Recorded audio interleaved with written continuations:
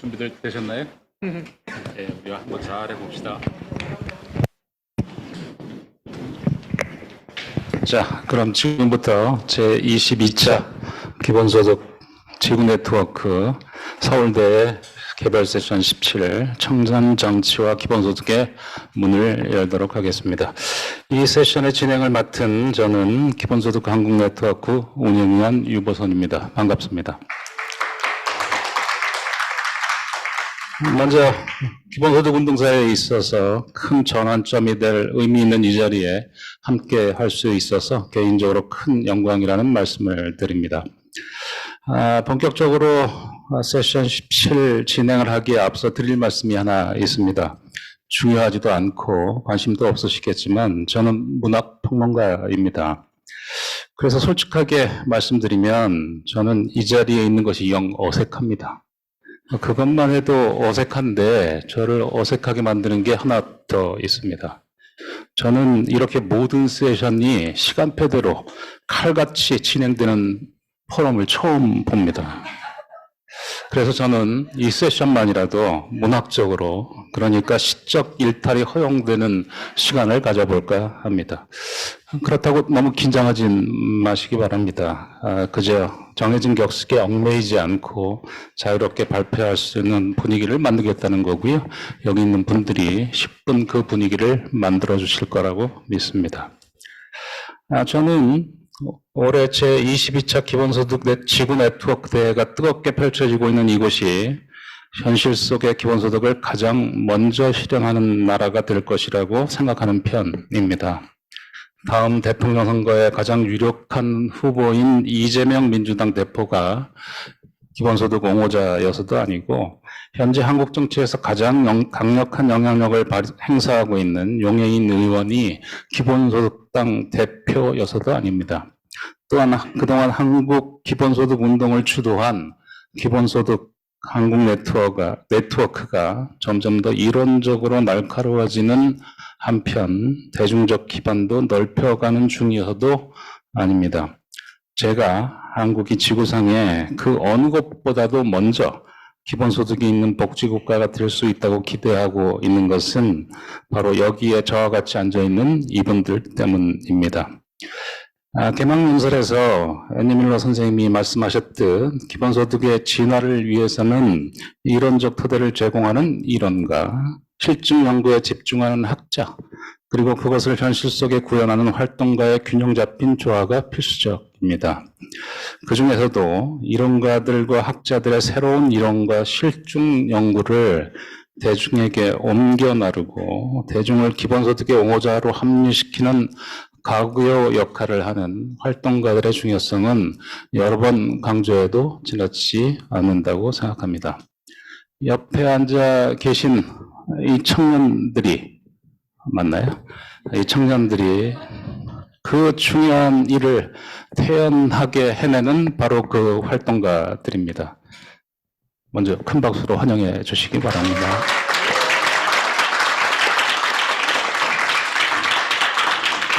제 오른쪽 순서대로 김한별, 서태성, 신원호, 신지혜, 양지혜, 김진서, 황범양 이분들입니다. 그런데 이분들을 활동가라고 부르는 것은 정확한 표현이 아닌지도 모릅니다. 이들은 활동가를 넘어섭니다. 제가 보기에 이들은 기본소득에 관한 이론적 토대와 실증 연구 그리고 대중적 활동을 자기 몸 안에서 통합해낸, 그래서 이론가와 학자와 활동가의 역할을 모두 능수능란하게 해내고 있는 새로운 유형의 기본소득 운동가들입니다. 사실은 처음 봅니다. 네.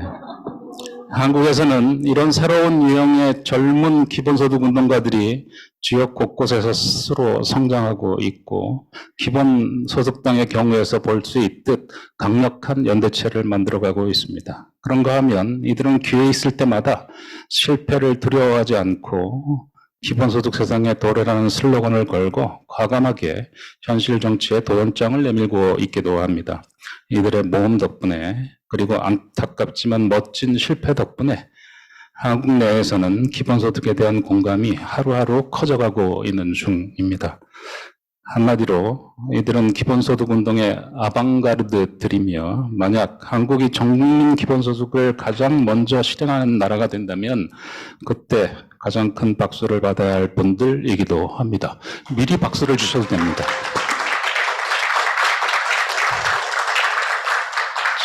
이번 세션은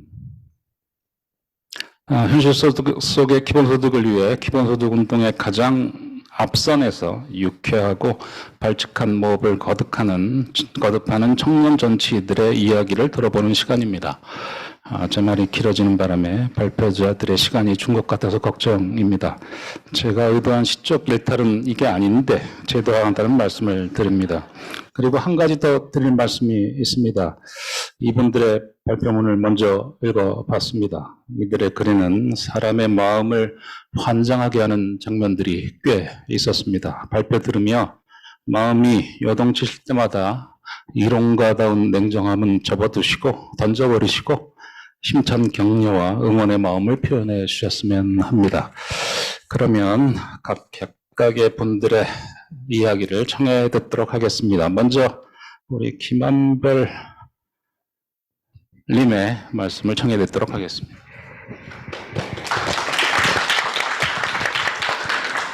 네, 반갑습니다. 매우 떨리거든요. 용기 내서 해보겠습니다. 저는 기본소득당 인천시당의 위원장이자 작년 인천시장 선거에서 시장으로 출마했던 김한별이라고 합니다. 오늘은 노동조합이 기본소득을 요구해야 한다고 생각하면서 기본소득 정치를 시작한 이유를 좀 말씀드려 보도록 하겠습니다.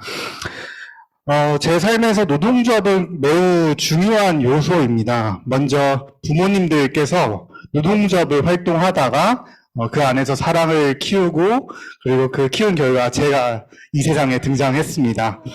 그리고 저는 그 영향을 받아서 노동조합 활동가로 살았습니다. 근데 그 이전에 어린 시절을 좀 더 이야기를 해보면 그 인천에는 대우자동차, 지금은 GM대우라고 불리는 회사가 있는데요. 그 큰 규모의 그 공장에서 아버지가 그 노동자로 있었습니다. 그런데 그 대우자동차에서 정리해고 사건이 대규모로 있었고 그 대상은 저희 아버지도 포함됐었습니다.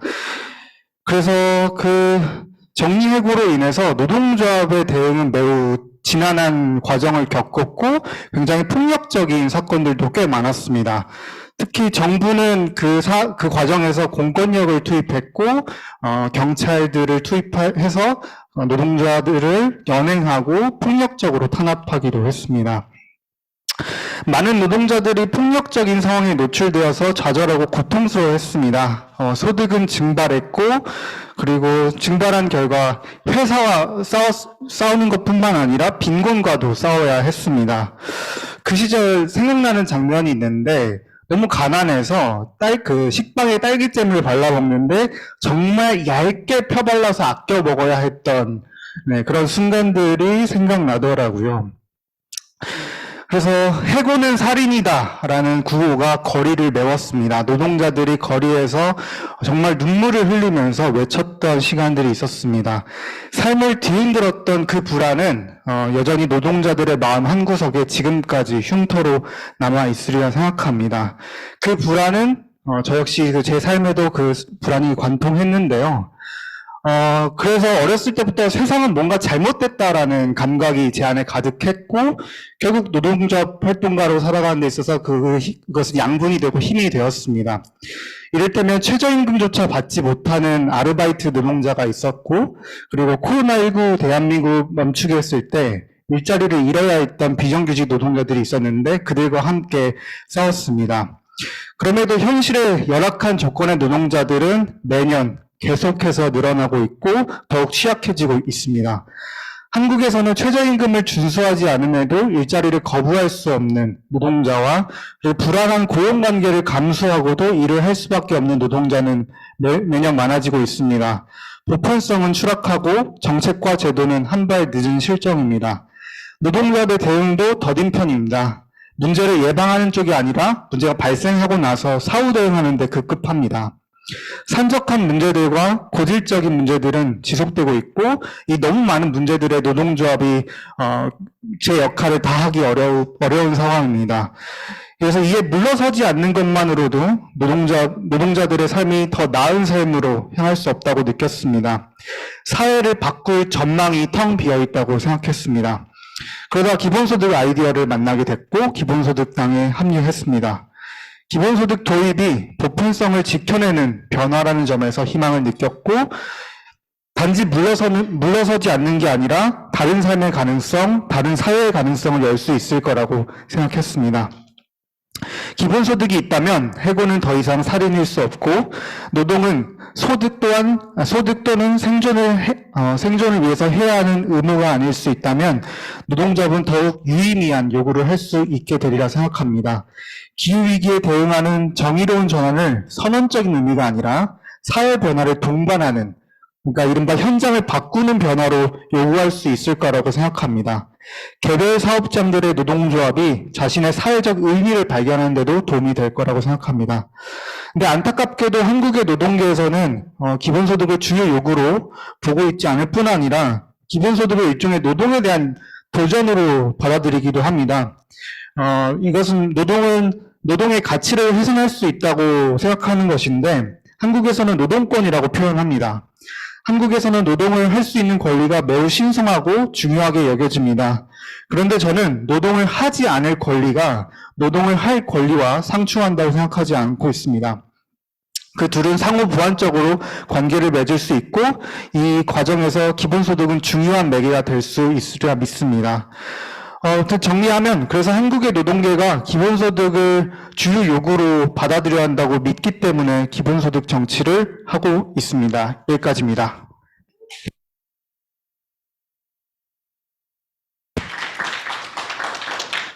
자, 진정한 노동을 위해서는 노동하지 않을 권리가 보장될 때 진정한 노동이 가능하리라는 말씀이었습니다. 예, 한국의 노동운동계가 이 말을 경청해 주었으면 좋겠다라는 생각을 하고요. 참고로 말씀드리자면 김한별님은 2022년도에 전국 동시지방선거 인천시장, 우리나라로서는 200만 규모가 넘는 큰 도시죠. 예, 인천시장 후보로 출마했다가 아깝게 낙선하셨습니다. 기본소득을 자기 삶의 가장 중요한 태제로 삼고 있는 바로 그런 젊은이입니다. 주목해 주시기 바랍니다. 자, 그 다음 발표자는 서태성 님입니다. 발표 들어보도록 하겠습니다.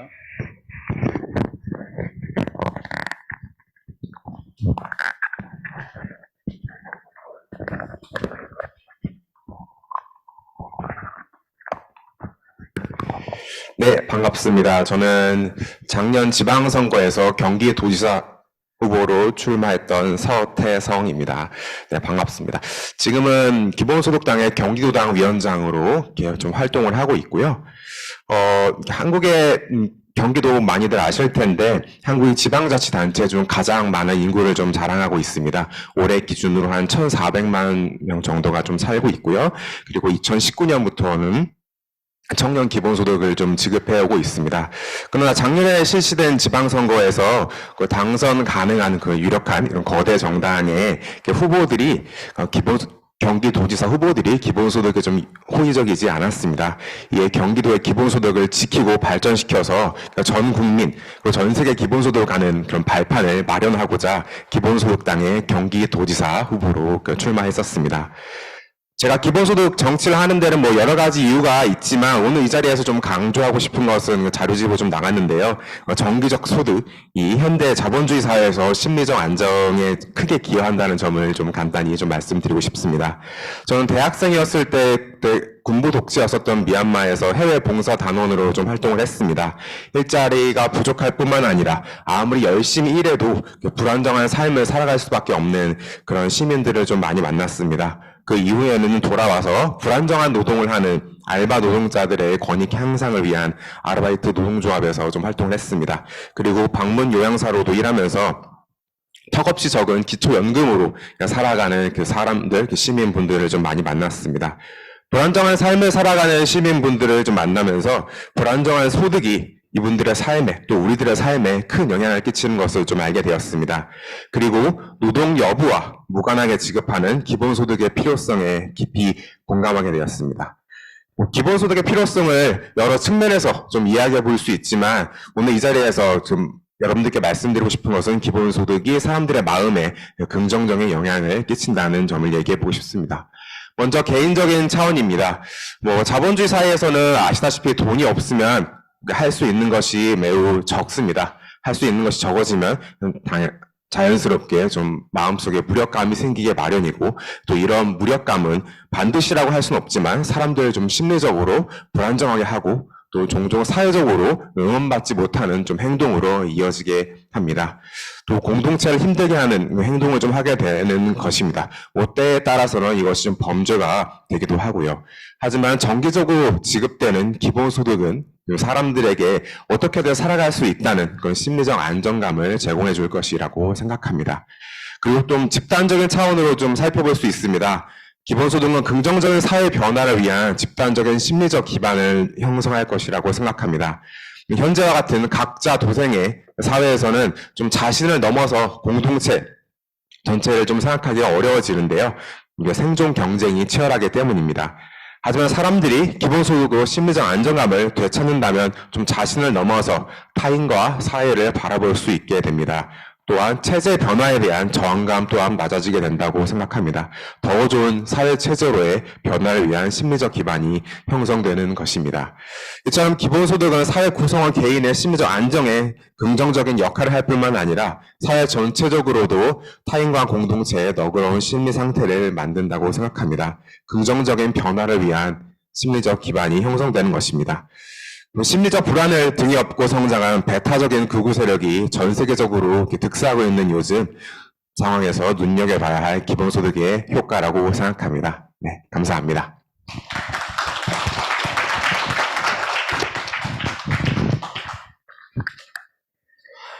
예, 쫓기듯 발표하지 않으셔도 된다고 앞부분에서 말씀을 드렸는데 너무들 빨리 발표들을 하시네요. 예, 천천히 하셔도 됩니다. 시간이 여유가 있습니다. 저는 예전에 제가 말을 길게 하겠네요. 저는 예전에 기본소득이 세상을 바꾼다는 말에 대해서 꽤 부정적이었습니다. 세상이 바뀌어야 기본소득이 올 수 있다 이런 생각을 가지고 있었는데요. 요즘 생각이 많이 바뀌었습니다. 특히 이 서태성 님이 발표하신 바처럼 심리적 안정감이나 또 다른 공동체를 꿈꾸는 기본적인 조건이 갖추어지는 것, 이게 무엇보다 중요하고 그래야 새로운 세상을 꿈꿀 수 있는 기반이 열린다는 말에 적극적으로 동의를 하고요. 우리나라 기본소득의 본격적인 도입지였던 경기도가 이제는 기본소득에서 점점 멀어지고 있는 안타까운 현실도 벌어지고 있는 사실입니다. 우리 서태성 님이 좀 더 분발하셔서 다시 경기도가 기본소득의 중요한 전진기지가 될 수 있도록 노력해 주시기를 부탁드립니다. 자, 그러면 세 번째 발표자로 넘어가도록 하겠습니다. 신원노님의 발표를 듣도록 하겠습니다. 큰 박수로 환영해 주십시오. 네, 반갑습니다. 대구에서 온 신원호라고 합니다. 저는 대구 기본소득당 위원장을 맡고 있고 지난 지방선거에서 긴축재정으로 도시의 빚을 제로로 만들겠다는 홍준표 시장에 맞서 대구형 기본소득을 만들겠다고 선거에 대구시장 후보로 출마했던 신호입니다. 저는 오늘 기본소득 정치 왜 하고 있는가라는 질문을 받고 여기 발제하시는 많은 분들이 수도권에서 활동을 하고 계셔서 제가 사는 지역 그리고 개인적인 이야기를 오늘 좀 나눠볼까 합니다. 제가 사는 대구는 몇 가지 대표적인 이미지들이 있습니다. 아마 여기 계신 분들이 많이 떠올리실 거는 보수적인 도시다. 대한민국에서 가장 보수적인 도시다. 그리고 폭염 같은 이미지들을 떠올리실 텐데요. 최근에 대구 시민들은 30년째 대구시가 생산성 꼴찌 도시다라는 것에 많이 주목을 하고 있습니다. 지난 30년간 대구에 지방선거가 있었고 시장 선거가 있었는데 그때마다 보수정당 정치인들이 분배보다 성장은 보수 정치가 잘한다라고 이야기하면서 늘 보수정당에서 시장 후보가 나오고 시장이 당선되었습니다. 하지만 그럼에도 불구하고 지난 30년간 대구 생산성은 계속 꼴찌였고 그리고 청년들은 생산성과 일자리의 문제로 대구를 많이 떠나고 있습니다. 하지만 2023년 지금도 240만 명의 인구가 살고 있는 거대 도시 대구입니다. 대구는 사실 성장이라는 말이 분배를 압도하는 도시입니다. 시민들에게 성장과 분배를 가지고 인터뷰를 하거나 조사를 해보면 분배보다는 성장이 훨씬 더 중요하다라고 말하는 도시가 대구입니다. 그만큼 대구는 성장에 목말라 있고 모든 시민들과 정치인들과 모든 대구의 시스템들이 성장을 향해서만 달려가고 있는 현실입니다. 저는 그런 대구에서 수성구라는 곳에서 살았습니다. 수성구는 일종의 대구의 강남이라고 불리는 곳인데요. 대구에서는 성장 그 자체를 나타내는 곳이 수성구였습니다. 그 수성구의 어린 시절을 하루가 다르게 변화하는 모습에, 나의 동네가 변화하는 모습에 그 10대 시절을 보냈습니다. 그 당시에 이 오늘 발제를 앞두고 몇 가지 기억들이 떠올랐는데요. 제가 초등학교 다닐 때 제가 다니던 초등학교 매우 작은 학교였습니다. 한 학년에 2반밖에 없는 작은 학교였는데 대구 가운데 있는 중심지에 있는 학교였지만 매우 작은 학교였는데 5학년 때 학교 뒤에 대구에서 가장 비싼 아파트가 생겼습니다. 그리고 한 반의 학생이 더 늘었습니다. 그런데 그 학생들과 그 시장 주변에 살고 있던 우리는 무언가 다르다라는 감각을 느낄 수 있었습니다. 초등학교 5학년이었지만 분명히 그들과 우리는 다르고 그리고 우리는 언제부턴가 그 친구들을 욕망하기 시작한다라는 걸 감각적으로 느낄 수 있었습니다. 도대체 그게 뭔가 알 수는 없었지만 모든 학교의 분위기나 학교의 환경이나 방과 후의 학교의 모습들도 모두 5학년을 기점으로 바뀌었던 것 같습니다. 그 당시에 기억나는 것들은 방학을 보내고 나면 우리가 방학 동안 어떤 일을 했는지 이야기를 나누는데 5학년 때부터는 방학 때 해외여행을 다녀온 경험들 있는 친구들의 이야기를 들으면서 이들의 삶을 계속 욕망하고 그리워하게 되고 그것에 대해서 스스로 불만을 느끼는 우리들을 발견할 수 있었습니다. 저는 그 10대의 초등학교 시절의 기억이 오늘 질문을 받으면서 가장 강렬하게 기억이 났는데요. 서울을 한강 이남으로 옮기겠다는 남서울 개발 계획의 부동산 투기처럼 대구 수성구도 정말 끊임없이 변화했습니다. 제가 살던 곳은 지금 10년, 20년이 지나서 흔적도 없이, 그 기억이 흔적도 없이 바뀌었는데요. 당시 우리들에게 바람직한 삶이라는 것은 수성구에서 살아남고 수성구에서 강남으로 가고 서울을 욕망하는 것, 그것이 우리가 10대 때 배웠던 살아가는 방식, 법이라고 느꼈었고 그때 그 학교 뒤에 아파트가 세워졌던 순간이 내 삶이 경쟁판 위에 말처럼 놓여 있구나라는 것을 느낄 수 있었습니다. 여러 번 그 경쟁판의 말에서 벗어나보려고 노력했지만 번번이 실패하였고 실패하게 했던 그 말 중에 하나는 이 판을 떠나더라도 다른 경쟁판에 너는 놓이게 될 것이다라는 말이었습니다. 그 말이 제 삶을 꽤 오랫동안 억누르는 힘이었는데요. 그러다가 20살이 지나서 어느 선배를 따라서, 대부분 다 선배를 따라서 기본소득을 알게 되죠. 선배를 따라서 갔던 사무실에 2008년에 기본소득이라는 포스터를 봤습니다. 정말 명료한 단어였는데 저는 그 단어를 보고 며칠 동안 그 즐거운 상상에 밤잠을 설쳤던 것 같습니다. 그리고 당시에 그 기본소득이라는 것이 저뿐만 아니라 많은 사람들에게 그런 상상과 기쁨을 주고 지금 15년이 지났는데 15년 지난 지금까지 함께 상상해 봅시다라고 얘기하게 될 줄은 몰랐습니다. 아마 10년 내로 되겠지라고 생각을 했었던 것 같습니다. 제가 사는 대구는 어느 도시보다 성장이란 말에 환호합니다. 그리고 분배를 극도로 두려워합니다. 대구를 벗어나면 모든 도시에서 하고 있는 정책들도 대구는 가장 마지막에 실현을 합니다. 무상급식도 그렇고요. 생활임금도 그렇고요. 여전히 대구만 적용되지 않는 보편 정책들이 굉장히 많습니다.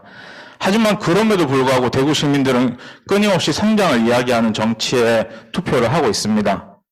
하지만 지난 코로나 시기 때 대구가 아마 대구 지역에서 코로나의 특수성 때문에 보편 지급을 일찌감치 논의하고 결정한 바가 있습니다.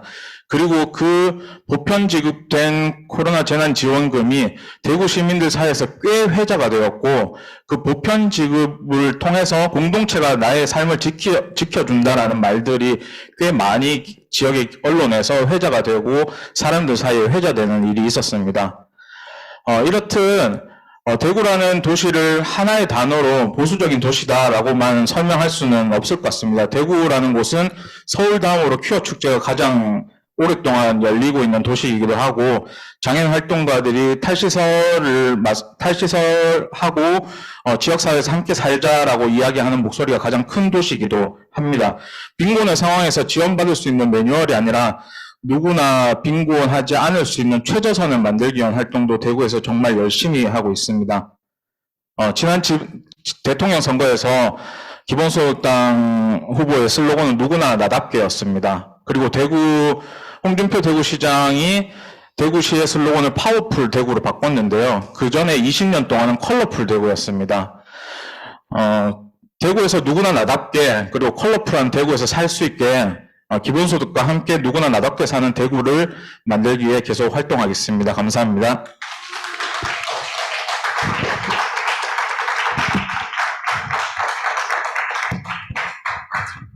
예, 대구 그러니까 생각만 해도 덥네요. 예.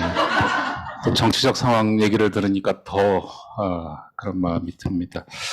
하여튼간 상황이 어떻든 간에 또는 위기 상황이 깊을수록 그것을 극복하려는 힘도 커진다 이렇게 생각을 하고요. 그런 힘을 잘 모아서 우리 다음번 선거에서는 더 큰 응원을 받으셨으면 하고 기대해 봅니다. 신원호님의 발표 들어보았고요. 그 다음은 네 번째 발표가 됩니다. 신지혜님의 발표를 들어보도록 하겠습니다. 뜨거운 박수로 청해 주시기 바랍니다. 네, 안녕하십니까. 저는 기본소득당 대변인이자 기본소득당 서울시당 위원장을 맡고 있는 신지혜입니다. 반갑습니다. 먼저 통역하시는 분께는 너무 죄송하지만 오늘 기본소득당이 굉장히 좀 생소한 분들도 이 자리에 많이 계신 것 같아서요. 제가 어떻게 기본소득에 대해서 알게 되고 기본소득을 지지하게 되었는지는 저희 발제문을 좀 참고해 주시고, 오늘 이 자리에서는 기본소득당은 왜 창당했고, 그리고 어떤 과제를 품고 있는가, 이런 이야기들을 좀 허심탄회하게 드리고 싶다는 생각이 들었습니다. 아주 간단하게 저의 이력에 대해서 이야기를 하면은요, 저는 대한민국의 경제위기 IMF가 오고 나서 생긴 기초생활보장제도의 수급을 받아본 경험이 있고요. 그래서 가난한 사람들에게, 특히 대한민국의 5%도 되지 않는 사람들에게 이 소득보장 정책이 시행되었을 때 어떤 낙인을 받게 되는가를 경험한 적이 있습니다. 그리고 대학교에 와서는 발달장애인을 만나는 자원봉사 활동을 했었는데요. 이 기본소득이야말로 세상에 태어난 누구도 조건 없이 귀하다라는 것을 보여주는 아주 매력적인 정책이라고 생각을 하게 돼서 제가 지금 이 자리에 있게 되었습니다. 저처럼 굉장히 다양한 역사를 가진 사람들이 기본소득을 만나고 기본소득에 열광하고 이걸 반드시 한국에 실현시켜야 되겠다라는 생각을 하게 되었었는데요. 아마도 이 자리에 있는 많은 사람들이 기본소득 당이 첫 번째 정당은 아니었을 겁니다. 다른 정당의 일원으로서 역시 정치가 세상을 바꾸는 거지라고 어떤 정당에 가입을 했었는데 한 정당에서 기본소득이 이 아주 주요한 정책이 아니라 수많은 정책 중에 하나일 때 우리가 과연 이 기본소득을 한국에서 실현해낼 수 있을까라는 고민을 아주 깊게 하게 됐습니다. 그리고 대한민국의 정치적인 상황도 굉장히 많이 바뀌고 있었는데요. 예를 들면 아까 이 서태성 분이 말씀해 주셨듯이 대한민국 인구가 가장 많이 사는 경기도에서 24세 청년들에게 1년 동안 기본소득을 주는 정책을 시행하고 있었고요. 그리고 대한민국에서 당선될지도 모른다라고 생각하는 대통령 선거의 후보가 기본소득을 공약할 것은 모두가 알고 있는 시점이었습니다. 저희는 정치적으로 지금이야말로 기본소득 실현을 앞당길 수 있는 정치적 기회라고 생각을 했고요. 바로 지금 이 시점 창당을 해야 된다라는 생각으로 2019년부터 창당을 준비하게 됐었습니다. 저희가 창당을 할 때 내걸었었던 슬로건이 당신이 누구든 매달 60만 원 기본소득이었거든요. 60만 원이면 지금 달러로 생각하면 한 500달러 정도 될까요? 네. 그런데 이 한 달에 60만 원, 한 500달러 정도에 되는 돈이 청년들에게는 너무나 새로운 기회를 줄 수 있을 것이라고 생각을 했는지 저희의 창당 온라인 광고를 본 20대, 30대가 미친 듯이 입당 신청을 했습니다.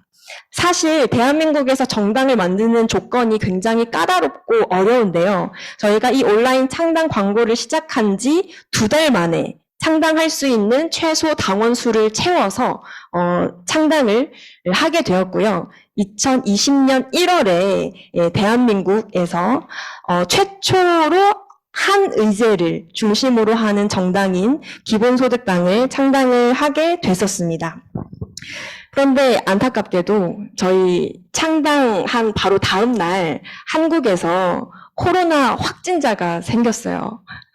그래서 저희는 그 이외에 야외에서 하는 어떤 활동을 하지 못했지만 오히려 저희가 또 드러낼 수 있는 기회이기도 했습니다. 모든 국민들에게 이 코로나와 같은 재난을 이겨낼 수 있도록 재난지원금을 지급해라라는 요구를 시작했었거든요.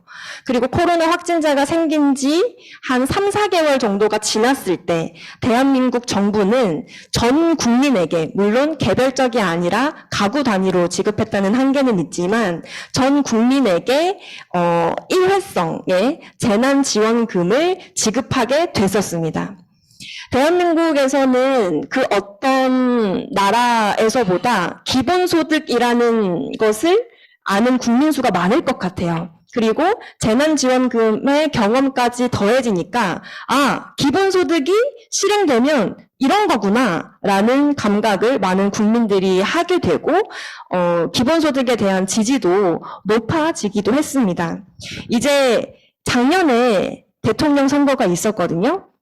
작년에 대통령 선거를 할 때도 이제 기본소득에 대해서 많은 국민이 알고 있는 만큼 대한민국의 대통령 후보라면 소득보장 정책을 반드시 내야 하는 어떤 상황이 만들어지고 있습니다. 그래서 언제나 대통령이 되기를 꿈꾸는 것 같은 서울시장도 작년부터 기본소득이 아닌 다른 소득보장 정책을 정책적으로 실험을 시작했어요.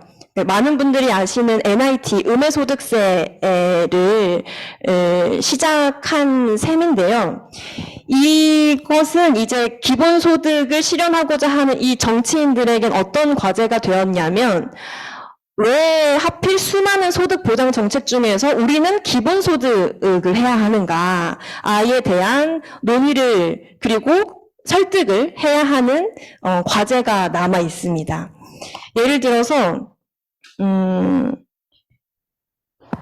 이제 소득보장의 핵심이 누구에게 얼마만큼의 돈을 어떻게 재원을 마련해서 줄 건가에 대한 이야기로 이제 한국에서는 구체적으로 논의를 하고 있는데요. 왜 모두에게 줘야 하는가? 그리고 왜 모두에게 동등한 돈을 기본적으로 제공해야 하는가의 부분에서 저희는 이제는 기본소득의 정당성을 정치적으로 설득을 해야 하는 아주 어려운 과제를 마주하고 있다라고 생각을 하고요. 인간으로서의 존엄한 삶을 위해 기본소득이 필요하다는 것을 넘어선 기본소득의 정당성을 설득해야 한다라는 의미입니다. 그런 취지에서 기본소득당은 또 앞으로 내년에 또 국회의원 선거를 앞두고 기본소득의 정당성을 정치적으로 투쟁해야 하는 그런 상황에 놓여져 있고요. 우리 사회에서 모두의 몫으로 돌아가야 할 부를 모든 국민이 나눠 가져야 한다는 재분배 원칙을 가장 1원칙으로 해서 기본소득을 계속해서 좀 설득해 나가려고 합니다. 제가 3일째 이 대회에 함께 하고 있는데요. 많은 세션들에서 이 기본소득을 어떻게 정치적 압박으로부터 지킬 것인가, 거리를 둘 것인가, 이런 대화들을 하는 것을 많이 봐왔습니다. 저는 이 자리에 계신 전 세계에서 오신 분들께 기본소득을 내걸고 정치에 나서는 사람들이 더 많아질수록 우리가 바라는 세상이 더 빨라질 것이다 라는 말씀을 꼭 드리고 싶었고요. 많은 세계에서 기본소득을 일의 과제로 두는 수많은 정당들과 저희 기본소득당이 만날 수 있는 그날을 또 고대하도록 하겠습니다. 감사합니다.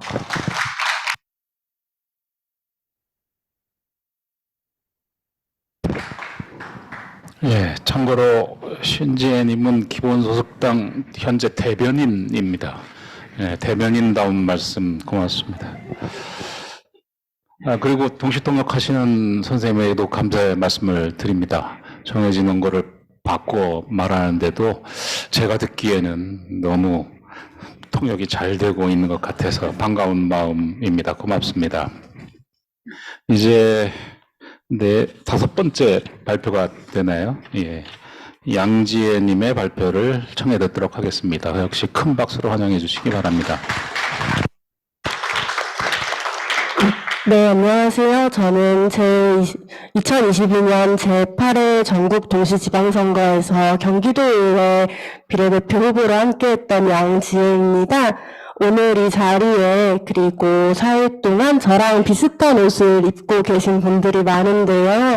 이 대회를 함께 준비하고 한국에서 기본소득 실현을 위해서 누구보다 열의를 가지고 함께하고 있는 청년들입니다. 사실은 이 청년분들과 만나면서 제가 왜 기본소득을 지지하게 됐고 왜 기본소득 정치를 고민하는지에 대한 말씀을 많이 못 드렸는데요. 오늘 이 자리가 좀 함께하고 있는 청년 동료분들에게 그리고 여러분들에게 제가 기본소득에 대해서 고민해왔고 공감해왔던 시간들을 설명드릴 수 있는 바탕일 것 같습니다. 제가 발표 제목을 무성숙하고 능력 없고 자격 없는 이들을 위한 기본소득이라고 지었는데요. 그 이유는 제가 그런 사람이기 때문입니다. 사실 처음 출마를 고민할 때 많이 망설였습니다. 왜냐하면 저는 대부분의 사람들이 정치인의 자질이 없다고 말할 만한 사람이기 때문이었어요. 저는 10대 때부터 정치를 시작했고 경험이 없고 미숙할 거라고 여겨집니다. 저는 대학을 가지 않았고 정치를 하기에는 멍청하다고 여겨집니다. 저는 청소년 인권 활동가이자 페미니스트이고 중립을 지키거나 국민의 통합을 만들어낸다기보다는 여성, 청소년, 퀴어, 장애인 등 우리 사회의 소수자에게 치우친 생각을 하는 사람으로 여겨집니다. 그런데 사실 저에게는 이 모든 것이 정치를 시작하게 된 이유였습니다. 제가 생각하는 기본소득 정치는 능력 없고 미성숙하고 자격 없는 이들로부터 시작하는 정치입니다. 저에게 기본소득은 미성숙하고 능력이 없어서 삶의 안전망을 박탈당하는 것이 당연하다고 여겨져 온 사람들의 권리를 보장하는 출발점이었습니다. 제가 청소년기에 저와 비슷한 청소년 동료들을 만나면서 부모의 폭력으로부터 나올 수 없었던 상황들을 정말 많이 들었는데요. 나 자신이 자유롭지 못하고 억압받고 있다라고 느끼면서도 지금 당장 갈 곳이 없어서 그 억압을 견디고 있는 사람들을 많이 만난 시기가 저는 청소년기였던 것 같습니다. 그러면서 왜 청소년은 어른의 도움 없이는 아무것도 할 수 없지? 라는 질문을 처음으로 가지게 됐고, 미성숙하니까 어른의 허락을 받아야 돼 라고 이야기하는 게 아니라 청소년이 실수하고 경험하고 사회적 역량을 쌓고 존엄을 보장받을 수 있는 안전망을 마련하는 것이 필요하다라고 생각했습니다. 그리고 저에게는 그것이 부모에게 주지 않는 개별적인 청소년에게도 존엄할 권리가 있다고 말하는 기본소득이었습니다. 저는 청소년기에 입시 경쟁에 시달리면서 나답게 살지 못하는, 특히나 학벌이 중요한 한국 사회에서 꿈보다는 뭔가 어떤 직업을 얻을지가 더 중요한 이런 상황들을 마주하는 청소년들과 함께하고자 노력했었는데요. 그런 과정에서 좀 대학에 가기 위해서 공부를 하기 위해 대학에 가는 게 아니라 그저 좋은 학벌을 얻기 위해 대학에 가야만 하는 입시 경쟁 문화를 비판하며 대학에 가지 않았습니다. 근데 제가 대학을 안 가고 나서 제일 많이 듣는 질문이 그런 질문 같아요. 뭐 능력이 안 되면 잘못 말했는데요. 능력이 있으면 대학에 안 가도 되지. 요즘은 대학 안 가도 다들 잘 먹고 잘 살지, 이런 말들을 많이 듣는 것 같아요.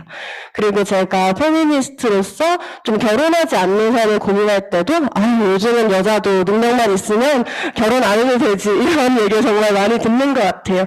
근데 저는 사실 대단한 능력이 있어서 이 경쟁에서 편입되지 않겠다라고 선언한 건 아니었거든요. 오히려 능력이 없어서 나약해서 혹은 나약한 사람들과 함께하고 싶어서 연약한 사람들에게 그건 너의 잘못이야 라고 말하고 싶지 않아서 대학에 가지 않는 결정을 했다고 생각합니다. 그런 의미에서 사실은 너가 일할 능력이 안 돼서 그래, 너가 의지가 없어서 그래 라는 식으로 청년 실업이나 일하지 않는 이들을 되게 비난하는 경우가 여전히 우리 사회에는 많은데요. 이런 사람들에게 능력이 없는 사람에게도 존엄을 보장하는 기본소득이 필요하다라는 이야기를 드리고 싶었습니다. 마지막으로 자격이 없는 이들을 위한 기본소득을 이야기하고 싶은데요. 많이들 들으셨겠지만 한국에서는 재난기본소득이라는 형태로 전국민 재난지원금이라는 형태로 많은 분들이 기본소득의 특정한 유형을 경험하셨습니다. 그런데 그 속에서도 청소년은 재난지원금을 받지도 재난기본소득을 받지도 못했어요. 왜냐하면 이러한 제도가 아직은 세대주를 중심으로 설계되어 있기 때문입니다. 그래서 저는 기본소득당에서 이 기본소득 담론 안에서도 배제되어 있는 혹은 개별성을 존중받아야 한다는 주장에 논란이 되는 이 청소년들, 이주민들, 난민들, 이런 더욱 소외된 존재들과 함께 좀 모든 이들을 위한 기본소득을 만드는 운동을 해나가고 싶습니다. 들어주셔서 감사합니다.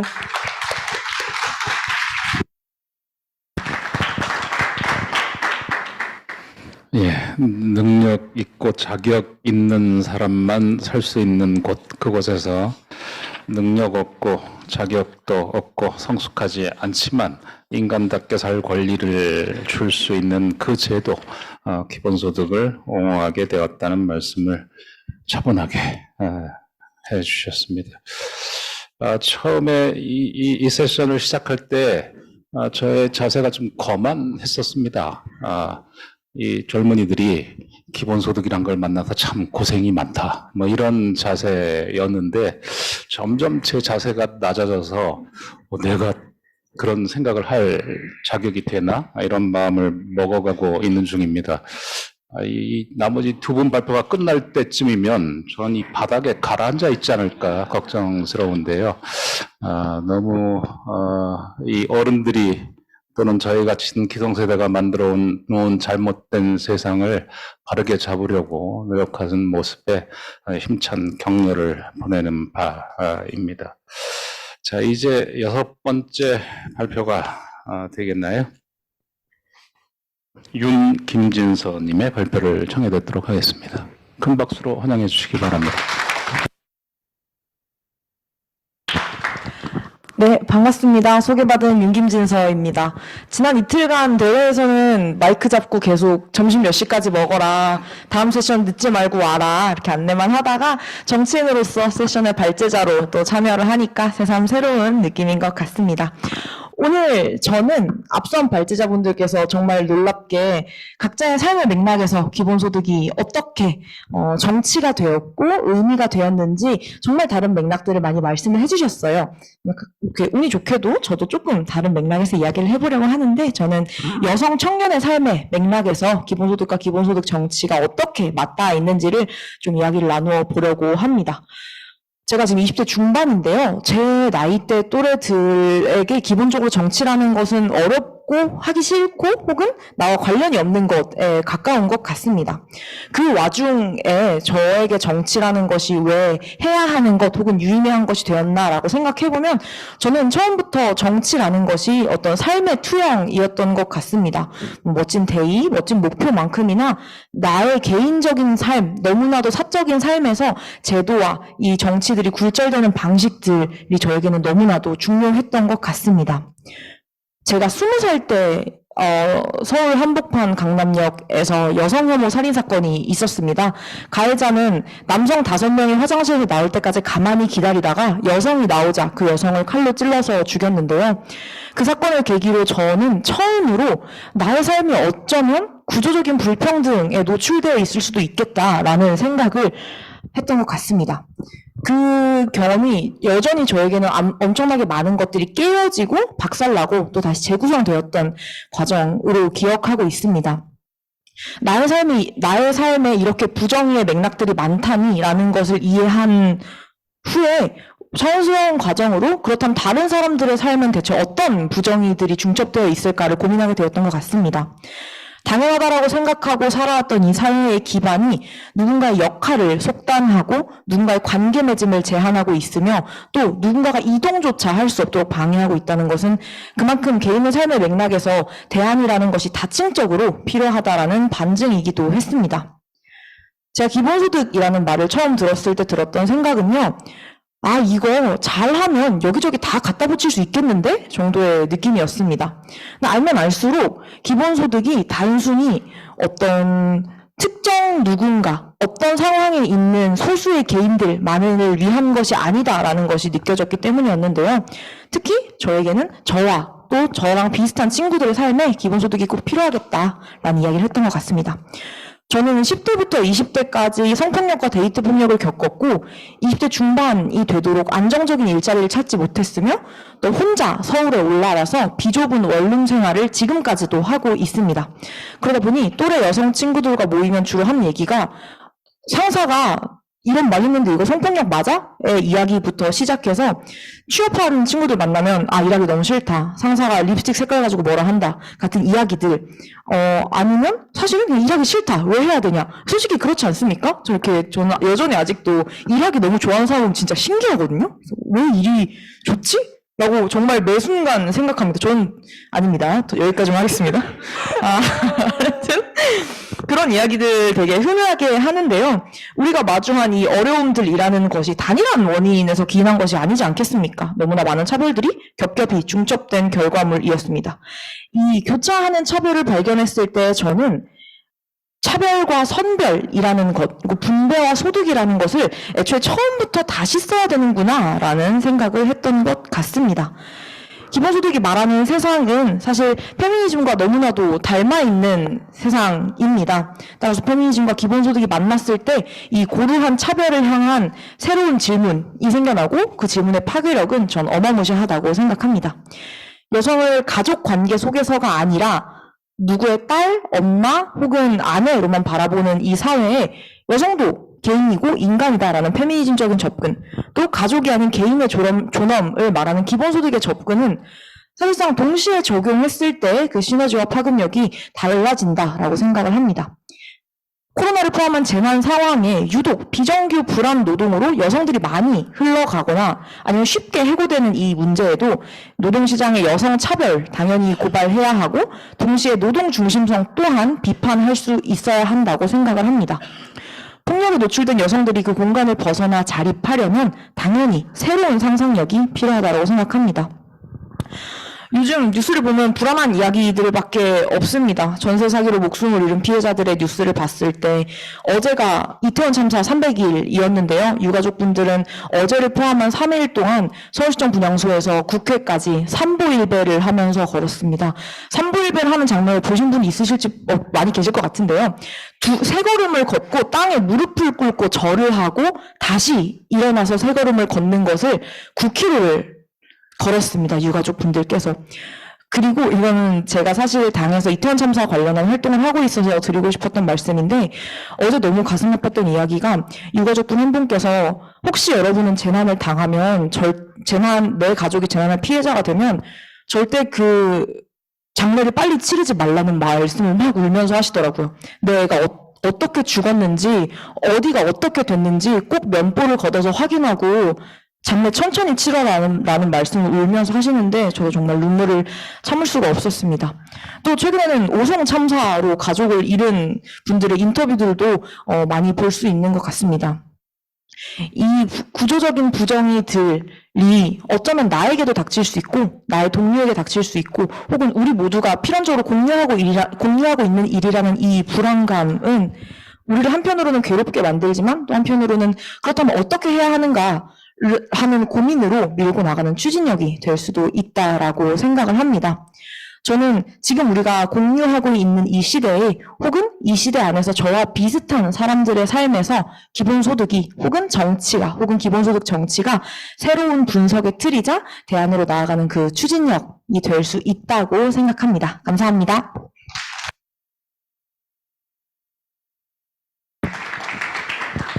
예, 한국 사회가 얼마나 불안한지에 대해서 말씀을 해 주셨네요. 한국 사회는 발전 성장이라는 게 기본적인 목표이고 그것 때문에 사회 구성원들을 수단으로 삼는데 아주 익숙한 사회이고 그게 구조화되어 있는 사회이기도 합니다. 그래서 수도 없이 참사들이 반복되고 있고 그 참사에 대해서도 반성하지 않는 관행들이 계속 반복되고 있는데요. 그것을 끊어낼 고리로서 그 방향을 다른 방향으로 돌릴 힘으로써 기본소득에 대한 관심을 갖게 됐다라는 말씀이셨습니다. 목소리가 점점 작아지네요. 네. 이제 마지막 발표입니다. 황범량님의 발표를 들어보도록 하겠습니다. 큰 박수로 환영해 주시기 바랍니다. 예, 안녕하십니까. 저는 광주에서 기본소득당 활동을 하고 있는 황법량입니다. 예, 저는 오늘 이 자리를 통해 제가 내년 총선까지 계획하고 있는 기본소득 정치인으로서의 역할과 이러한 계획을 수립하게 된 과정에 대해서 소개를 하려 합니다. 제가 살면서 처음으로 정치인이라는 정체성을 가지게 된 계기는 대학교 학생회 선거였습니다. 당시 저는 학생회 선거에 나가서 학벌을 타파해야 한다라는 이런 주장을 하려고 했습니다. 더 이상 이런 우스운 신분제 노름을 그만두고 진정한 학문의 공동체를 만들자 뭐 이런 메시지를 전달하고자 했는데요. 근데 당시 학생회 선거 구도로 인해서 저는 눈물을 머금으며 이런 선거 기조를 포기해야 했습니다. 당시 학생회에는 굉장히 부패한 방식으로 학생회를 운영하는 세력이 있었습니다. 그리고 이들에 대립하는 비판 세력이 있었는데요. 어째서인지 그 해 선거에서는 그 비판 세력이 출마하지 않고 저와 기존 부패 세력 간의 1대1 대결이 돼버리고 말았습니다. 이런 상황에서 제가 갑자기 학벌 타파니 보니 이런 이상한 소리를 해버리면 선거 구도는 갑자기 일반적인 후보 대 일탈적인 후보의 대결이 되어버립니다. 기존의 학생회 세력이 잘못했던 모든 그런 맥락들이 다 덮어버려지고 제가 그것을 덮는데 일조하는 셈이 되어버리는 것입니다. 그래서 저 나름대로는 당시에 굉장히 타협한 선거 기조를 내놓았습니다. 문제는 이것이 유권자들이 보기에는 굉장히 혼란스러웠다는 것입니다. 저는 유권자들이 원하는 메시지를 온전히 구현하지 못했고 선거운동의 방법론에 있어서도 효과적인 방법을 잘 알지 못했습니다. 정치인으로서 선거에서 패배하는 것은 상황에 달린 문제라고 생각합니다. 그런데 자신이 대변하고자 하는 메시지를 제대로 전달하지 못하는 것은 그 정치인의 능력이 부족한 것이라고 생각합니다. 저는 당시 학생의 선거 상황에 대해서 뒤늦게 이해했고 정치인이 무엇을 해야 하는지도 제대로 알지 못했습니다. 그렇기 때문에 저 자신이 메시지 자체가 될 수 있도록 철저히 준비를 하지 못했고 당연히 유권자들이 보기에는 굉장히 혼란스러울 수밖에 없었을 것입니다. 결국 저는 이 선거에서 40%를 득표하고 낙선했습니다. 그래도 다행히 저는 이 선거를 계기로 다음번 선거에선 더 나은 정치인이 될 수 있었고 그 다음에 열렸던 2019년 총동아리 연합회 선거에서 당선되어서 총학생회 비상대책위원장을 맡아서 기존 학생의 세력을 축출할 수 있었습니다. 학생의 선거 경험 이후 제가 다시 정치인의 정체성을 가져야겠다고 생각한 계기는 2022년 지방선거였습니다. 제가 살고 있는 광주는 투표율이 언제나 항상 아주 높은 곳입니다. 그런데 유독 지난 지방선거에서만 이례적으로 투표율이 아주 낮았습니다. 이러한 사태의 가장 큰 책임은 광주 지역의 정치를 사실상 독점적으로 가져가고 있는 민주당 정치인들이 내놓은 메시지가 분명하지 않았던 것에 있습니다. 그런데 다른 한편으로는 민주당에 맞서는 정당들의 메시지도 분명하지 않았습니다. 저는 광주의 모든 정치인들이 정치인으로서의 일을 다들 잘 하지 못했다고 생각합니다. 저의 목표는 저 스스로가 그럴듯한 후보가 되어서 광주 정치의 품질을 전체적으로 올리는 것입니다. 그러면 이제 제가 계획하고 있는 기본소득 정치인으로서의 활동을 말씀드리기에 앞서 잠시 선거 상황을 짚어보겠습니다. 2024년 국회의원 총선거는 아주 명확하게 윤석열 정권을 심판하는 선거가 될 것입니다. 많은 유권자들은 선거를 바라볼 때 정권 심판론을 기준으로 선거를 바라보게 될 것입니다. 그리고 아주 당연하게도 윤석열 정권과 가장 극명하게 대립하고 있는 더불어민주당이 유권자들의 첫 번째 고려 대상이 될 것입니다. 그렇다면 기본소득 정치인에게는 할 수 있는 역할이 없는 것일까? 저는 적어도 제가 살고 있는 광주를 비롯한 호남 지역에서는 민주당과는 다른 방식으로 윤석열 정권에 맞서는 그런 세력에 대한 수요가 유의미한 득표로 이어질 수 있다고 생각합니다. 여전히 그런 세력이 당선되기는 어렵겠지만 그런 세력이 의미 있는 성적을 거둔다면 정치에 대해서 유권자들이 더 긍정적으로 바라볼 수 있는 상황을 만들 수 있을 거라고 생각합니다. 정치권 일각에서는 그저 양비론을 두드러지게 주장하거나 아니면 제3의 노선을 표방하는 등 어떤 정치 이념의 문제로 이 수요에 접근하려는 것 같습니다. 그러나 제가 보기에 이 수요를 충족하는 첫 번째 조건은 유권자들에게 이 세력에게는 정치적 전문성이 있다는 이런 신뢰감을 주는 것입니다. 다시 말해서 유권자들이 보기에 저 정치인들은 정말 일을 체계적이고 꼼꼼하게 한다. 이런 인상을 주는 게 중요하다는 것입니다.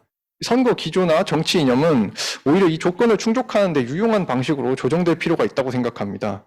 그리고 저는 이 신뢰감을 줄 수 있는 기본소득 정치인의 역할로서 인공지능 기술을 활용한 정치 업무의 수행을 계획하고 있습니다. 인공지능이란 말의 거품을 빼고 말씀을 드리자면 머신러닝과 딥러닝을 활용한 일련의 사무 자동화를 효과적으로 구축해 유권자들에게 신뢰감을 줄 수 있는 정치 업무의 수행을 계획해 보겠다는 것입니다. 저는 이러한 목표를 달성하기 위해 교육기관에서 인공지능 기술 교육을 받았습니다. 그리고 이제 세부적인 소프트웨어 서비스를 개발하기 위한 계획을 수립하고 있습니다. 다른 정치인이 서류 100장을 읽는데 1시간이 걸릴 때 저는 단 10분으로 충분하다면 저는 더 빠르게 더 많은 유권자들의 피드백을 처리하고 저희 입장을 발표할 수 있을 것입니다. 기본소득은 다가올 인공지능 사회를 인간답고 효율적으로 살아가기 위해 필요한 새로운 원칙입니다. 우리 기본소득 정치인들은 인공지능 사회에 가장 잘 적응한 사람들이며 윤석열 정권에 맞선 일도 더 빠르게 처리할 수 있습니다. 저는 이것이 내년 선거에서 오직 기본소득 정치인만이 전달할 수 있는 메시지라고 생각합니다. 이 역할을 잘 수행할 수 있는 정치인이 될 수 있도록 저는 최선을 다하도록 하겠습니다. 감사합니다.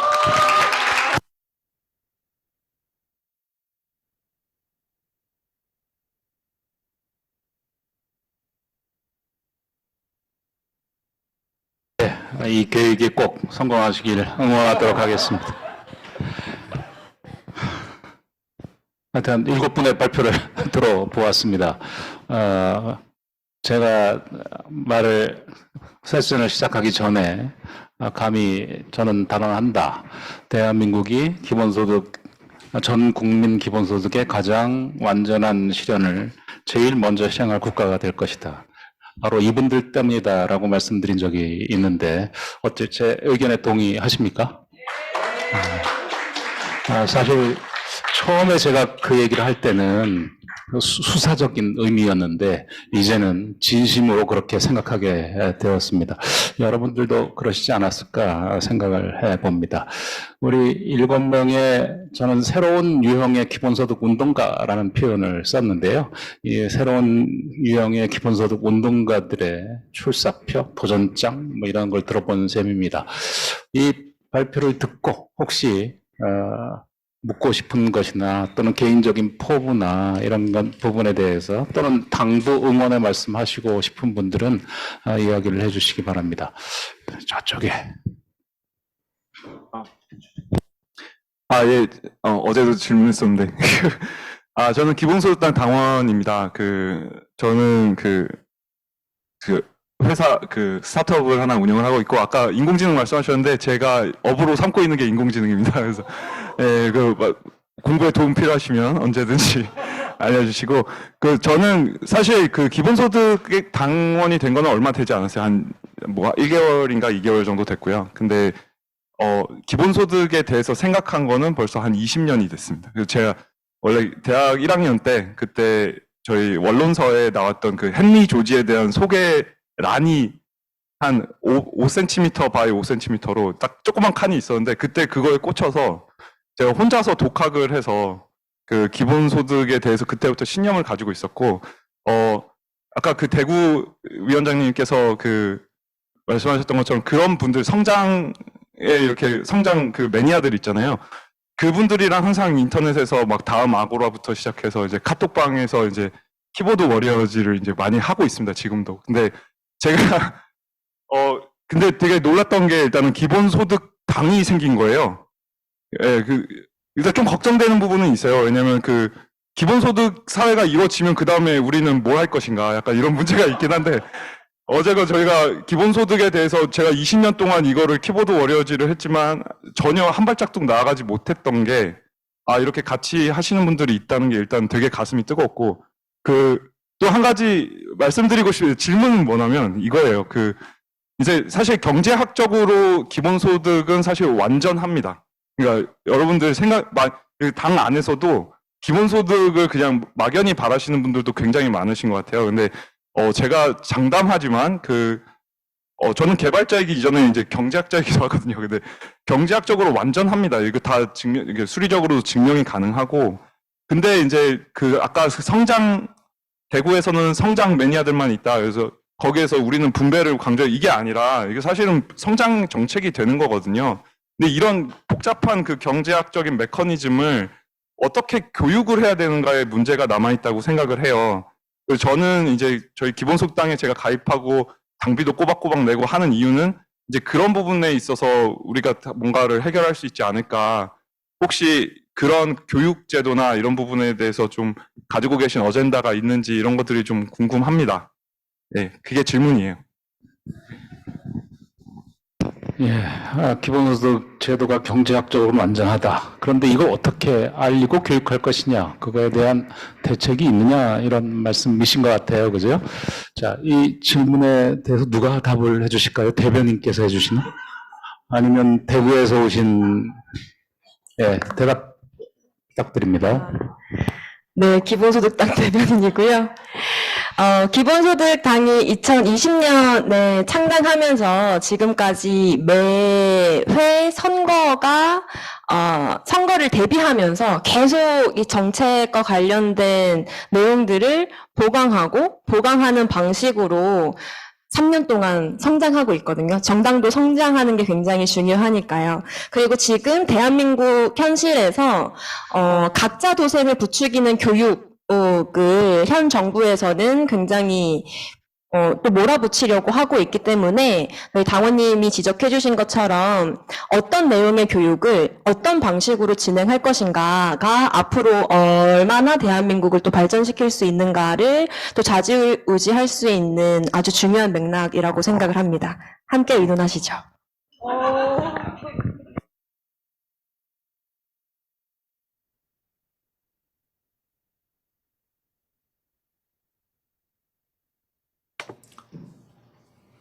예. Thank you very much. 감사합니다. 예, 지금 동시통역이 제공이 되고 있는 것을 알고 있고요. 비엔을 설립한 사람으로서 1986년 청년이었을 때 설립을 했죠. 그래서 제가 굉장히 기쁜 마음으로 말씀하시는 내용을 들었습니다. 어떻게 이런 내용들을 다루고 있는지를 들었고요. 그리고 저도 청년이었으면 좋겠다는 생각을 진짜 많이 했습니다. 지금 여러분께서는, 청년분들께서는 제가 어제도 연설에서 말씀을 드렸지만요. 한국이 첫 번째로, 전 세계적으로 첫 번째로 실질적인 기본소득을 도입할 수 있는 국가가 될 수 있다라고 생각을 하고요. 많은 사람들이 또 그런 생각을 하고 있습니다.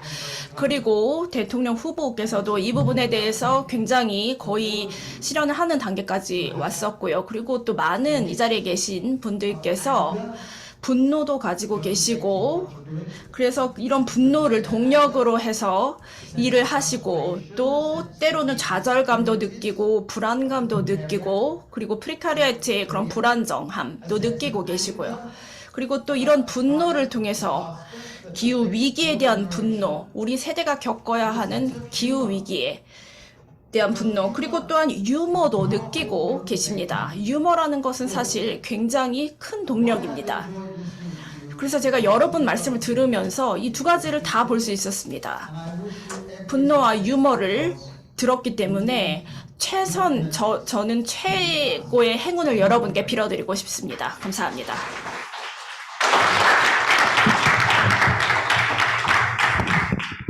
예, 말씀 감사합니다. 저도 느낀 거지만, 이분들은 의식적으로 기본소득을 지지하지 않는다. 그냥 지지한다. 이게 가장 큰 힘이 아닐까. 힘들어도 즐겁게 넘어설 수 있는 에너지를 가졌다. 이런 생각을 했는데요. 같은 걸 느끼신 것 같습니다. 뒤쪽에 질문 손 드신 분들이 있었는데요. 먼저 앞분 안경 쓴 여자분이 먼저 손을 드셨나요? 네, 저는 제 이름은 조은석이고 고대에서 지금 박사를 마치고 논문을 쓰고 있는데, 저는 이제 질문이라기보다 기본소득이 저에게 갖는 어떤 의미나 기대에 대해서 좀 말씀드리고 싶어서 마이크를 잡았는데요. 저는 혹시 스터딩맘이라는 말을 들어보신 적이 있으실까요? 네, 저는 이제 육아도 같이 하고 학업도 하는 이제 엄마인데요. 이제 둘 개도 다 이제 힘든데, 같이 하려니까 어느 하나 제대로 되는 게 없어서 좀 날마다 이제 저의 밑바닥을 보면서 생활을 하고 있습니다. 그래서 이제 육아를 하고 논문을 쓰는 엄마에 대한 사회적 관심도 부족하지만 제도적 지원도 사실은 거의 없는 것 같아요. 그래서 이러다가 영영 나는 논문을 못 쓰고 사회에서 잊혀져 가는 존재가 되지 않을까라는 생각에 날마다 좀 불안한 때가 참 많은데요.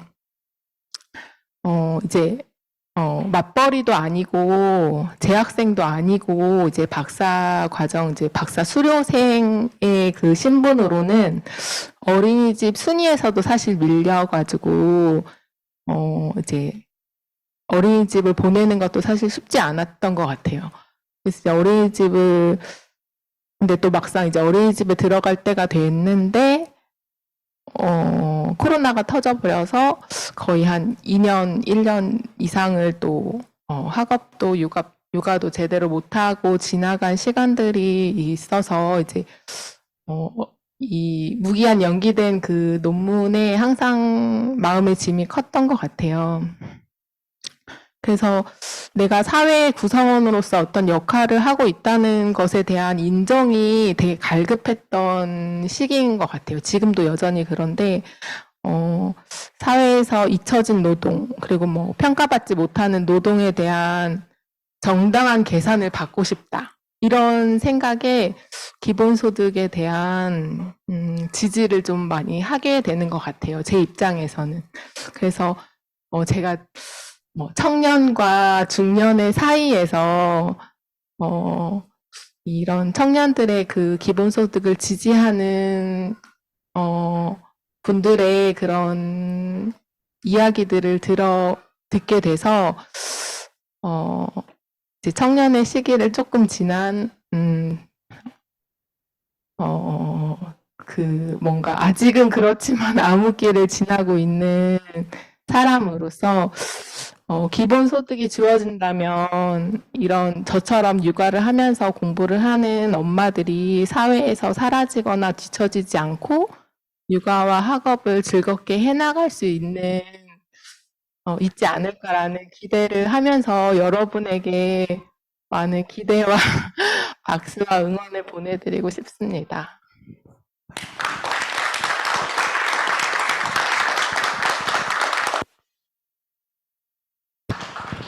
예, 생각하지 못했던 방향의 응원이네요. 참 어렵습니다. 우리가 외형적으로 많은 발전을 했고 세계에서 경제적으로 높은 순위에 있다고 자랑을 해하곤 하는데 사회 내부에 이렇게 많은 불안정과 불안들이 있다는 걸 확인할 때마다 우리의 성장이 얼마나 의미 없는 성장인가에 대해서 생각해 보는 기회를 갖게 되고요. 이 복잡하고 누적된 문제들을 해결할 수 있는 방안으로 기본소득이 중요한 의미를 가진다라는 생각을 다시 한번 하게 됩니다.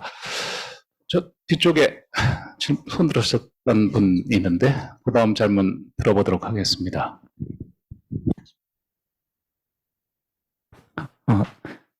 네, 안녕하세요. 저는 현재 중앙대학교에서 공부하고 있는 김형석이라고 하고요. 네, 일단 말씀 다 정확히 잘 들었습니다. 제가 궁금했던 부분은 저는 현재 이제 학교에서 이제 연구를 하고 있는 연구자 입장이다 보니까 현장에서의 어떤 진짜 실질적으로 필요한 연구라든지 아니면 조금 기본소득과 연계해서 같이 논의되어야 할 그런 주제들 이런 부분들에 대해서는 솔직히 좀 취약한 부분이 좀 많다고 생각합니다. 네, 그래서 제가 좀 이렇게 들으면서 생각을 했던 건데 혹시 이게 좀 여러 가지 지금까지 기본소득과 관련된 연구들이 많이 논의가 됐었고 그런 안건들이 굉장히 많이 나왔었는데 혹시 지금 이 시점에서 좀 연구자들이 혹은 이제 연구도 하고 활동도 하시는 분들이 또는 이게 다양한 분들한테 이런 주제만큼은 꼭 기본소득과 같이 연계를 해서 연구를 했으면 좋겠다라고 하는 그런 주제가 있는지 좀 궁금해서 네, 혹시 그런 주제가 있다라고 하면 네, 좀 이렇게 아이디어를 얻고자 한번 네, 조심스럽게 여쭤보겠습니다. 네. 이 질문에 대해서는 네. 다들 생각하실 시간이 필요하신 것 같아서 우선은 제가 먼저 마이크를 들었는데요. 저는 청소년 기본소득 운동에 대한 열의를 가지고 있고, 그래서 사실 7년 전에도 BM대회에서 청소년 기본소득 운동에 대한 발표를 했었습니다.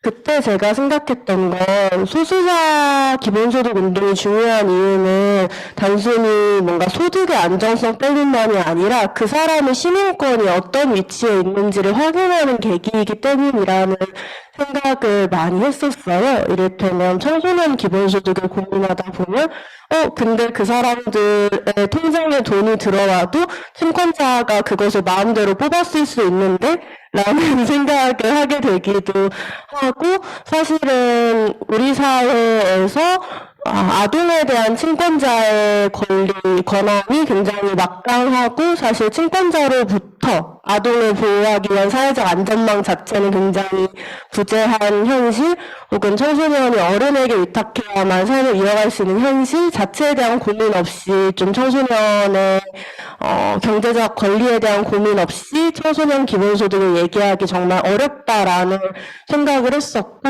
이 경험을 하면서 저는 사실은 기본소득이라는 것 자체가 개개별 주체가 가진 경제적 협상력이나 권리와 굉장히 긴밀한 권한을 가지고 있고 그것은 시민권과 굉장히 연결되어 있다라는 고민을 많이 했었고 그래서 사실은 좀 되면 저희가 되게 관심을 두고 있는 과제는 어떤 보호자를 두지 않은 혹은 보호자와 함께하기 어려운 청소년들의 주거권, 경제권, 사회적 권리를 어떻게 보장할 것인가, 그 사람들이 정말 보편적 기본소득이 도입됐을 때 그 돈을 자기 돈처럼 쓸 수 있게 하려면 도대체 어떤 제도적 변화가 필요한가, 그것은 사실 민법 체계를 많이 바꾸는 일인데 사실은 그럼 우리는 가족에 대한 개념이나 혹은 돌봄에 대한 개념 같은 것들도 다시 재구성하는 과정에서 이야기를 해야 되지 않을까 같은 고민을 했었고, 그럴 때 활동가로서 되게 외롭다. 뭔가 연구자들이든 뭐 정치인들이든 이런 되게 나와 다른 섹터에 있는 사람들의 많은 고민과 조언이 필요하다라고 생각하고 있어서 저의 개인적인 욕심을 말씀드려봤습니다. 네, 제가 추가적으로 좀 말씀드려도 괜찮을까요? 되죠. 예. 네네. 우선 기본소득당이 창당될 수 있었던 정말 큰 힘은 기본소득 한국 네트워크와 이 한국 네트워크에서 활동하시는 많은 연구자분들이 있었기 때문에 기본소득당이 우리의 기본 정책은 이것이다. 라고 정말 빠르게 정돈하고 창당에 나설 수 있었거든요. 그래서 다시 한번 기본소득 한국 네트워크 모든 분들께 좀 감사를 좀 드리고 싶습니다. 큰 박수 한번 주세요. 네, 창당의 또 1등 주역이기도 하시고요. 저희가 창당하고 그리고 많은 선거를 하면서 기본소득을 위한 재원을 어떻게 해야 하는가에 대한 연구는 정말 완벽하게 이미 충분히 되어 있는 것 같습니다. 그런데 제가 앞서서 발제했듯이 이제는 이 재분배의 정당성으로서의 기본소득을 같이 국민들에게 감동을 주면서 좀 설득을 하려면 우리 사회에서 모두의 것이라고 부를 만한 것은 토지를 비롯해서 어떤 것들이 있을지, 그리고 이것은 왜 우리 모두의 몫으로 돌아가야 하는지에 대한 수많은 연구와 이 설득의 말을 개발해야 된다고 저는 생각하거든요. 정치의 말도 다 저는 개발해야 된다고 보는 편인데 그런 것들에 대해서 함께 힘을 모아주시면 너무나 큰 힘이 될 것 같습니다. 감사합니다. 예. 네, 저도 뭐 짧게 말씀드리면 제가 오늘 발표했던 거는 뭐 심리적 안정이었는데 사실 좀 준비하면서 조금 더 쓰고 싶었던 거는 조금 뭐 정신 건강이나 이런 좀 쓰고 싶었어요. 그래서 뭐 어떤 쪽으로 연구하는지는 모르겠지만 현재 어쨌든 작은 뭐 짧은 시간대 혹은 뭐 짧은 범위 혹은 짧은 지리적 범위의 사람들에게 기본소득이 지급되고 있는 사례들이 있을 텐데, 뭐 그런 데서의 뭐 이전과 이후를 뭐 비교하는 뭐 심리적 효과라든가 뭐 정신 건강에 일어난 효과 같은 거를 좀 연구해 보는 것도 좀 의미 있을 거라고 생각하고, 제가 얼마나 많은 연구가 있는지를 많이 서칭하지 못했는데 그런 게 좀 있지 않을까 하는 아이디어가 있어서 이렇게 말씀을 드립니다. 네.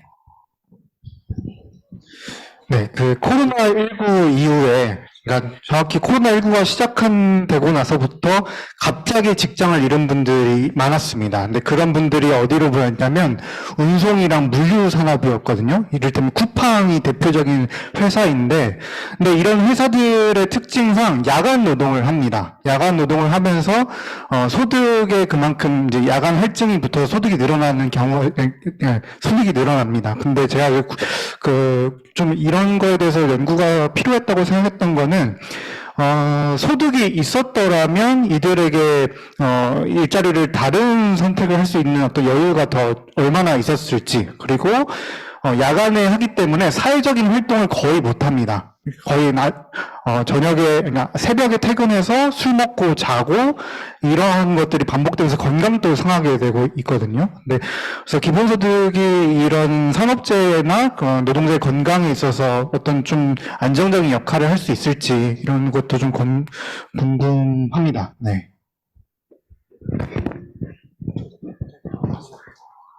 말씀하실 게 있어요? 예, 이분들 말안시키면 큰일 날 뻔했네요. 네.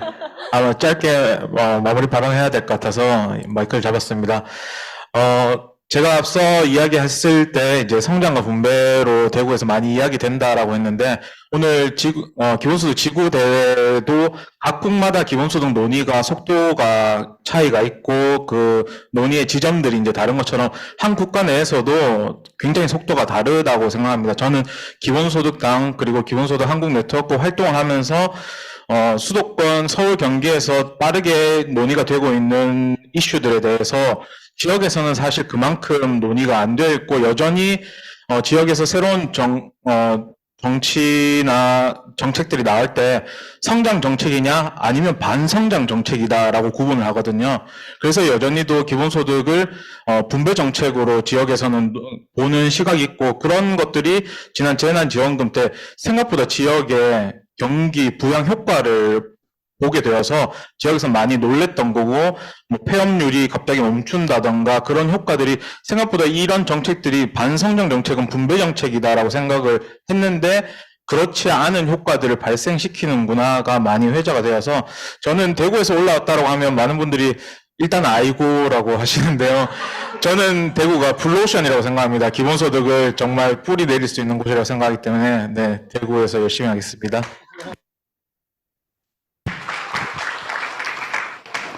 너무 논문 쓰실 게 많아지지 않으셨어요? 예. 이 많은 문제를 다 해결해 주시면 고맙겠습니다. 제가 쫓기듯 그 세션을 진행한다고 이제 저는 그렇게 하지 않겠다고 했었는데 이 경고장이 날라오니까 마음이 달라지네요. 예. 마무리해야 될 시간이 됐다고 합니다. 마지막으로 딱 한 번 질문만 받고 마무리하도록 하겠습니다. 예, 없네요. 고맙습니다. 손 드셨어요? 예. 마지막 질문입니다. 들어보도록 하겠습니다. 저는 기본소득당 당원이면서 이번에 서포터즈로 활동하고 있는 조관우라고 하는데요. 그 진서 씨한테 여쭙고 싶은 것이 생겨가지고 저희가 어제도 이태원 참사 300일이고 해서 그 활동을 잠깐 다녀왔는데 갔다 와서 지금 이렇게 기본소득 논의를 듣고 있으니까 둘 사이에 약간 연관점이 있겠다라는 생각이 들기도 합니다. 혹시 기본소득이 그런 사회적 재난, 참사들을 막는데 어떤 도움을 줄 수 있을까, 도움을 실질적으로 줄 수 있을까 해서 물어보고 싶습니다. 감사합니다. 앞으로 이런 것은 개인적으로 물어보길 바랍니다. 어차피 하루 종일 붙어 있으면서. 저 시기. 저도 안 그래도 좀 더 연구 얘기하셨을 때 말하려다가 너무 우리 정치인들 말이 많아가지고 참았는데 저희가 많이 봐왔던 장면 중에 재난이 일어나자마자 정부가 주로 하는 일이 이곳을 재난 지역으로 선포한 후에 지원금 금액을 먼저 이야기를 하잖아요. 3천만 원 주겠다, 5천만 원 주겠다. 그렇게 하면 시민들의 여론은 엄청나게 빠르게 전환됩니다. 불쌍하고 불쌍한 건 좀 구리지만 어떤 이 안타까운 마음들이 우리 세금 뺏어가는 이 혐오 표현들을 포함해서 그런 말들로 쉽게 전환이 되는데요.